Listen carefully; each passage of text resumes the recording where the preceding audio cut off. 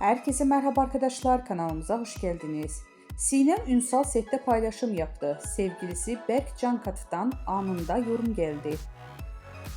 Kanal D'nin büyük ilgi gören dizisi Uzak Şehir'de başrollerini oynayan Sinem Ünsal ve dizinin ikinci sezonunda başlamasıyla setten yeni kareler paylaştı.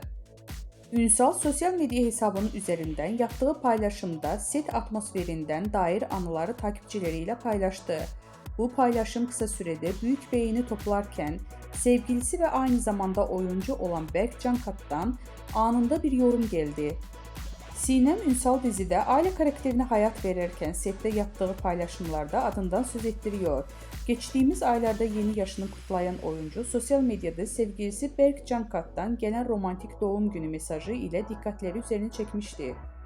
2 yıldır birlikte olan ünlü çift doğum günü mesajları sosyal medyanın kullanıcıları tarafından ilgiyle takip edildi. Berk Cankat, Sinem Ünsal'a hitap ederek "canım eşim" diye seslenmişti.